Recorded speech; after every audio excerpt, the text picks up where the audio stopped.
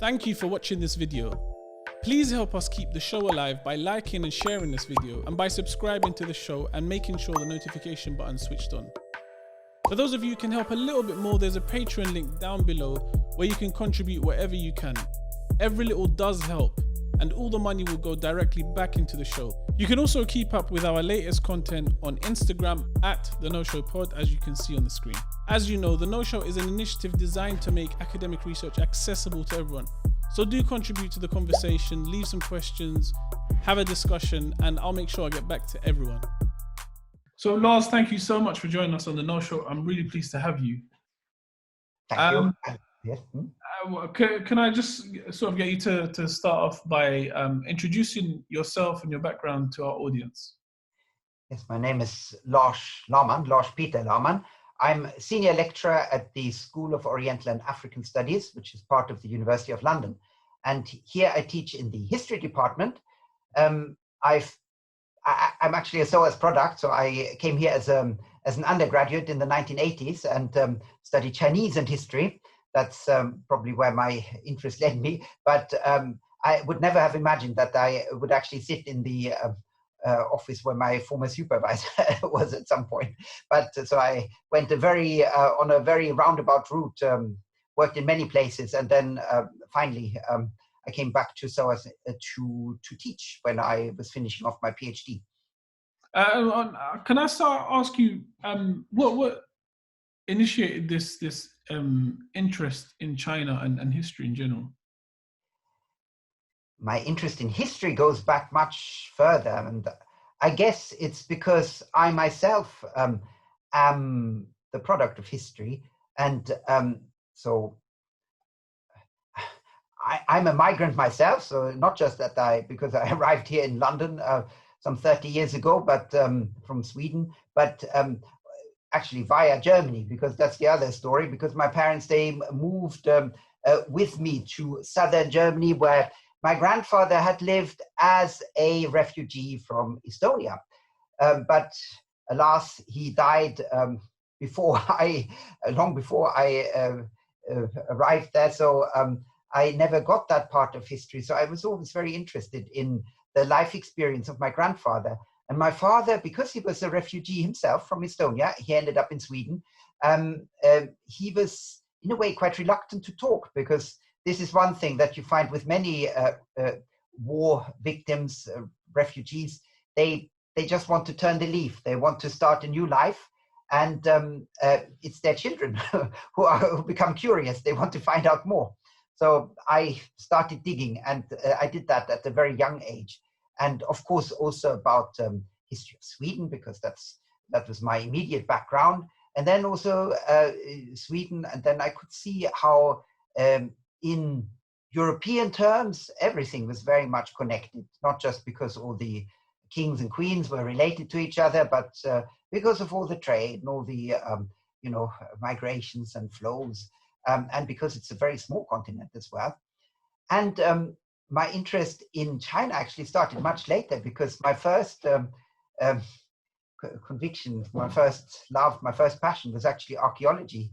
And I started traveling around in the eastern parts of the Mediterranean, Greece, but especially Turkey. So I was a lot in what used to be part of the Ottoman Empire, so the Levant, and there, especially in Syria, many years before the war broke out. I know the country quite well from the inside.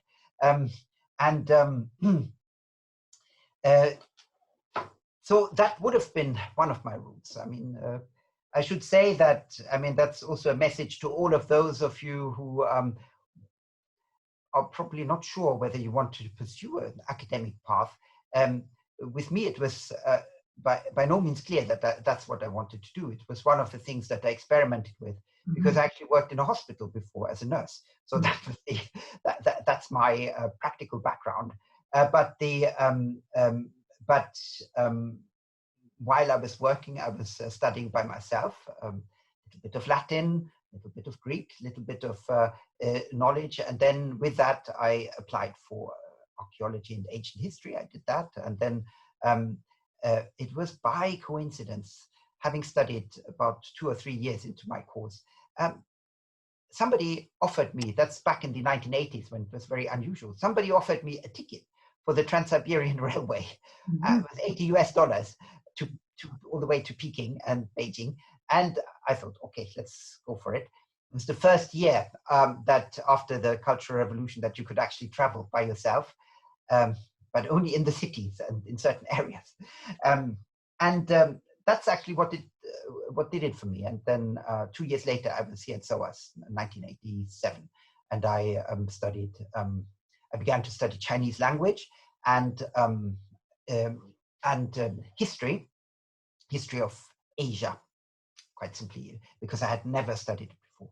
And by that time, because I'd worked before, I was already in my mid-20s, so that was relatively late. Most of the other students, they were in their late teens, so I was more or less a granddad already at that time. That's really interesting. I mean, you sound like from a young age you had a really inquisitive mind, but I think also there's an adventurous side to you, being able sort of going to China at the time when you could first travel. So what was that like, that journey? It was long.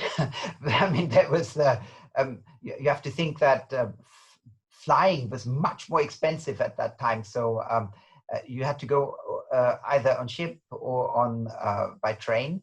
And but fortunately, I quite like that way of traveling. So I did in China itself. I traveled on public transport. When I traveled through the Middle East, I hitchhiked a lot because the public transport was very basic then. But in China, very rarely. I mean, it happened once or twice that lorry drivers took me along, but usually they were already quite well connected with trains and buses, so that worked well. Only that sometimes I ended up in areas where Westerners were not allowed to be, so I ended up spending the night in police hostel. So I was very politely arrested because they told me, they told me this place is not good enough for you. That means you're not supposed to be here. So and then I spent a few nights in very nice cells. I mean, they didn't lock the doors, and it was all very fresh and so on. But I understood that I should have asked for special permits and so on. But I ended up in places which were amazing, you know, mountains in the west of China with lots of temples and temple communities, and that these temple communities were active. And I had no idea because, you know, this is communist China, so why is this not reported? And it's quite simply that's what I said in a different context in my article, that a lot of things are possible in China, even though in theory they're illegal. And you will find plenty of people who get arrested or get molested by the police. But for everyone who does that, 10 times as many just get on with their beliefs and their practices, and that works. Is that because just the sheer scale of China and how many people there are? Yes and no. I mean, what I learned when studying the history of late imperial China is that it's actually very similar to China today, namely that it depends very much on the local official. If that's a real hawk, a real wolf in China, they call them wolves, then they will have a hard time. They will be visited, they will have to justify themselves, they might get arrested even. But in many cases, and that's the thing that is also not often reported, it's the state officials themselves. They would be communist, members of the Communist Party, but their wives, because it's still very much a patriarchal society, so their wives would often be Buddhists, Christians, Muslims, practicing. So, and so if they know that, then they leave these congregations in peace. You know, that's how it works in practice. It sounds like there's quite a bit of a grey area with regards to enforcement of the law. Yeah, it's a twilight zone, and it's something where, you know, as soon as you have public attention turning to that, then the state feels it has to sort of tighten the screws. But if nobody reports about it, then it tends to be more relaxed. Of course, there are other areas like in Xinjiang right now where you have had political processes in action which have produced a situation which is very unusual, actually unusually bad. But in general, I'm quite an optimist. I think that this is quite brief. I mean, this will go over quite soon. Okay, and I think from an outside perspective, China appears to be, I mean, from the media and from what we've received here, China's also always considered this sort of, this suspicious place, and there's never a sense of trust for what they do. They're very efficient. They're very good at what they do, but the West has sort of this, inherent suspicion towards the Chinese, and obviously in turn that translates to many different sort of areas. But when it comes to the recent press about the Uyghurs and religion and the practice of religion, how popularized are these events in China? Is there sort of discussion about it, or is it just sort of swept under the rug and nobody discusses it? Or they discuss it in the public, in the social media. It's a very hot topic, but I mean, it's a general misperception that the Communist Party in China is actually really in charge of China. They would like to give that impression, but the Chinese are really, Chinese society, because of the numbers, but also because of the mindset. They're very individualistic people, and they will do what is best for their families. And they're very family oriented, which means that they take care of their older generation, their older folk, and the older ones will always make sure that the younger ones are, they get jobs, they get wives or husbands, and so it's run in a different way than the West. And once you understand this, you can see where the limits of the state are, because the state can try as much as possible to control individuals. But as soon as they are with their families, it becomes very difficult for the state. It becomes impossible. So I think what happened now in the COVID crisis, in the very beginning, you had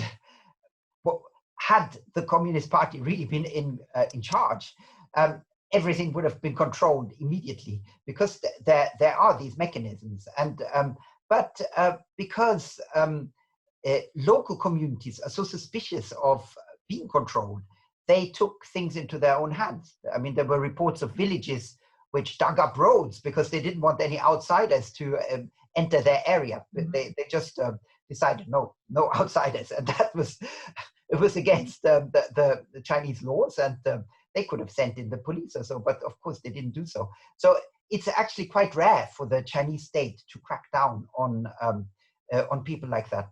I'm not a specialist. What I know is that in Xinjiang there were some very important changes in the local leadership of the Chinese appointed administration. So that means that those who had a very tolerant approach to Uyghurs and Islam and the practice of other religions, because you also have Buddhism there, they were being dismissed, and that had a lot to do with the power change towards the current leadership, Xi Jinping, who has a very different view of how China should be run. But so you have to see that as part of an internal power struggle within China. So it's not, I mean, we focus on the Uyghurs, we focus on Hong Kong, because that's when these are hot topics. But actually, you should be everywhere. You should go to every single part, and you can see that there's a lot of flux, but there's also a lot of opposition. So it's not everything is as black and white as it's being depicted. And certainly, I mean, when it comes to the Chinese news, they would like to depict it as the party, the state, central state being firmly in command and trying to implement a system which works for the majority of the population, and so on and so on. But that's also not true. So it's the best way of actually finding out how China works is by having lots and lots of colleagues and friends, and then also being plugged into the Chinese social media, and then you see, well, it's as diverse as it is in the West. That's fascinating. I mean, it's the first time I've heard this perspective, and this seems like the perspective that makes the most sense, to be honest, because of just the scale of China and Exactly. the incredible diversity in China within sort of the people's backgrounds, the tribes, where they come from, the regions, the dialects, and all that sort of stuff. So it seems to make a lot of sense in the way you put it, because it just sounds like there's sort of like an interplay between the government and the people, and where sort of the government and the people both know where not to overstep, and that's why society over there seems to be working. Yeah, that's, in general, it's like that. And it depends, of course, also whether you live in the countryside, where you can get away with a lot more, or whether you live in a tightly organized city, where you also have your private spaces, but they tend to be more difficult to control. But I mean, I've been in places which turn into Buddhist meditation centers overnight, and they're not businesses. They're not really religious either. They're not academic either. So, and it's like a coming and going. And they have to go through a system where they have face recognition and so on. That's very normal. But who controls it? Who wants to control that? So I think many of the reports are a little bit over the top, because they just focus on very specific miscarriages of state power, I would say. I think one of the really interesting things about your research and sort of the ideas in your work is you show that there's a sort of relationship with the West in China that isn't a diplomatic one that's come from missionaries. So could you talk us a bit about that relationship? Yes. Well, I mean, first of all, China has always been, from antiquity, from 2,000 years ago, been a place that lived in exchange with other parts of the world. And a lot of this input came from India, the Indian subcontinent. So Buddhism is, of course, the main, the most visible export item, I would say. But actually, most of the traded items and most of the knowledge, most of the cultural insight as well, was being transported on back of the Arab ships that went from the Eastern Mediterranean all the way to southern China. Mm-hmm. And in some cases further than that, to Korea, to Japan. And but especially South China, Guangzhou, the Cantonese area, that's the main part. And that's why the contact with the West is as old as China and the West themselves. People have always interacted, and you would be surprised if you looked at the knowledge that came from, for example, from the East, from China, the compass that sailors have, the examination system, but then also Western ideas of medicine, which came, if you think of Abu Sina and Abu Rushd, for example, they are very important purveyors of Greek knowledge, Unani it's called. And then they take that to India. From India, it goes to China. It goes actually to Southeast Asia first, and then to China. So you see that there is a lot of intellectual exchange, a lot of cultural exchange as well. And so at some point in the what we would refer to as the Middle Ages, late Middle Ages, early Enlightenment, 15th century, 14th century, the Chinese court made use of Western scholars. And who were they? They were Muslim it's called the mathematicians or astronomers who were active in Samara and Bukhara and Samarkand, and they had, because those were places of learning where they perfected mathematics as it was being practiced in northern India, for example. And by the late Ming, so by the early 16th century, you get by the late 16th century, sorry, you get a new type of Westerners who come, and these are university-educated Catholics, namely the Jesuits, and they arrive with the same kind of knowledge, but developed differently. And so they are being put to the test, and they pass the test. So so from that time onwards, the Chinese courts had missionaries as educated missionaries, as officials, scientists who worked in order to promote the agrarian and later industrial, sometimes even military fortunes of the empire. And this, with a brief interruption in the early 19th century, that is actually true throughout the 19th century, throughout the 20th century, and today. So it's so they've always relied on Westerners. That they are missionaries is because these missionaries in the late 19th century, they were the first trained medical doctors.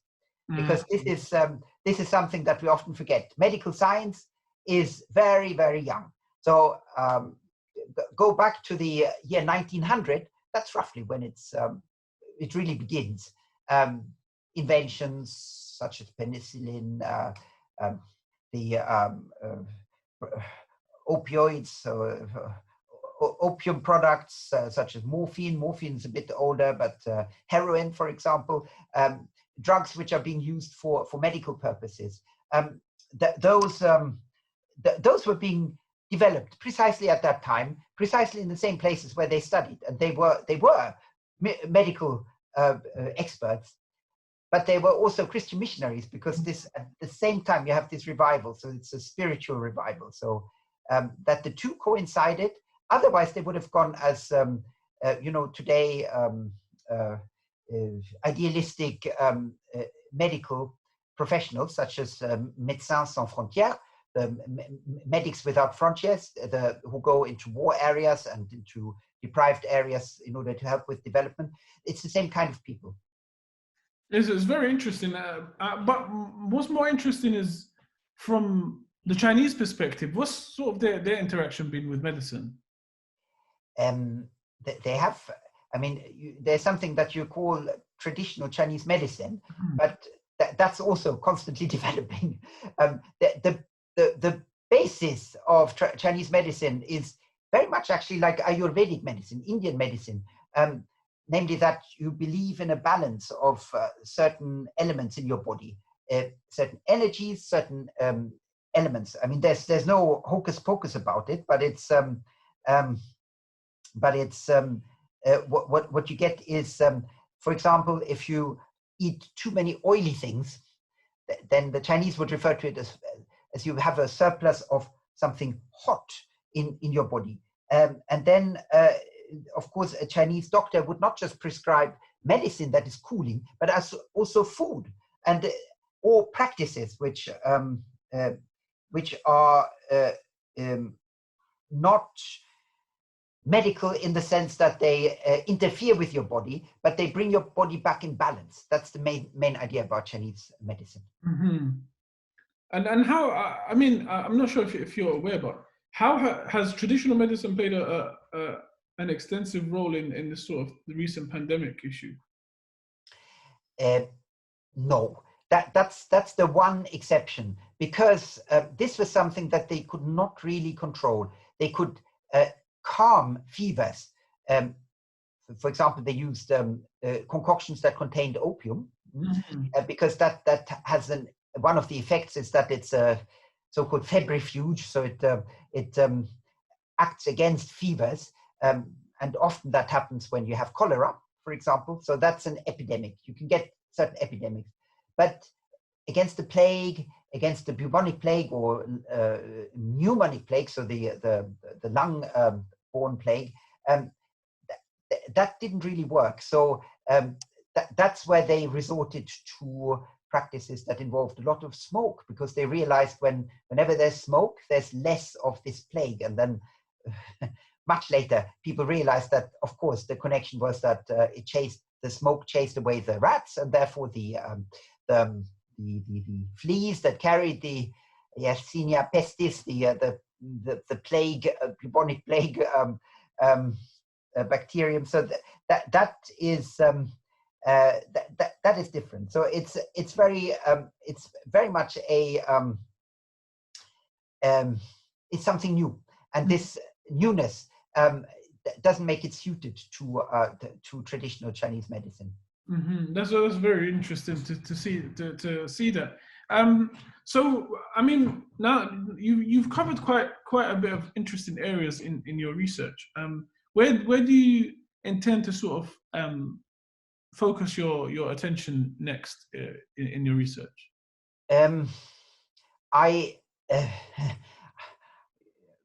If you do historical research, then there's always a certain time lag between what you're reading at the moment and what will be published, probably in a few years' time. And so at the moment, I'm bringing to an end my research, my immediate research in terms of medicine and popular beliefs. So medicine and popular religion, you can say. So that will be a book, and that will be out quite soon. But I'm already working on my Manchu sources, and I would like to find out more about a period in time in the northeastern parts of China, when you had a lot of people belonging to a minority population who were very important in late imperial China, because they provided the dynastic household, the emperor's household. Although culturally they were thoroughly Chinese, but they had roots in Siberian culture, you can say. Mm-hmm. And there I've been reading a lot about reading many sources dealing with education. And education, of course, I'm as a educational professional, I guess I'm always interested what other civilizations do about education. But here, importantly, we have parallels, which I find amazing, and because these parallels are essentially how the Manchus, as a minority, dispersed minority, managed to maintain their own civilization while living in a country where 90% of the population are Han Chinese. So and this, I mean, I'm also an immigrant, so I'm very keen that my children learn Swedish. So I think all of my life I've all of their lives I've thought of ways of keeping the language alive, make it interesting, and so on, films and books and so on. And then what kind of books, and what kind, how can you explain it so that they because it's part of their own culture. Yeah. The popular culture today is different from when I grew up. So of course, things that we read, things that we did were slightly different. So I'm trying to keep that up. And when I read through these Manchu sources, I thought, aha, they're thinking the same way. They're trying to make it as interesting as possible for the young ones, so that they actually don't switch off, and that they don't think, oh, this is for the old ones. This is. That seems incredibly. That seems fascinating. I mean, especially for me, I'm very keen on sort of these ideas and ways in which people maintain their culture. So I think that's amazing. Where can people find you online? Online, you go to the SOAS website. So it's www.soas.ac.uk. And then you look out for you can either search for my name. So just type in my surname, Laamann, Laamann, or you go to the history department. There's a tab that says departments. Look out for history, religions, philosophy. there it's history, and there you will find me amongst the staff. And are you on Twitter by any chance? I think I follow Twitter, but I'm not active on Twitter. Okay, excellent. All right, so we'll link your profile onto the episode anyway. Yes, by all means, yes. And when would your book be coming out? I mean, it's been scheduled for next year, but because of the COVID backlog, I haven't been able to go to archives, which is quite a problem. So I need to do that. So I guess it's another year. So you've added 1 year because of the COVID situation. I mean, we'll have you back on before it comes out anyway. So that yes, okay, yes, that would be good. Yes. Lars, thank you so much for joining me. It's been an absolute pleasure. Great pleasure to speak with you. Thanks a lot. Thank you for watching this video. Please help us keep the show alive by liking and sharing this video, and by subscribing to the show and making sure the notification button is switched on. For those of you who can help a little bit more, there's a Patreon link down below where you can contribute whatever you can. Every little does help, and all the money will go directly back into the show. You can also keep up with our latest content on Instagram at the Know Show Pod, as you can see on the screen. As you know, the Know Show is an initiative designed to make academic research accessible to everyone. So do contribute to the conversation, leave some questions, have a discussion, and I'll make sure I get back to everyone.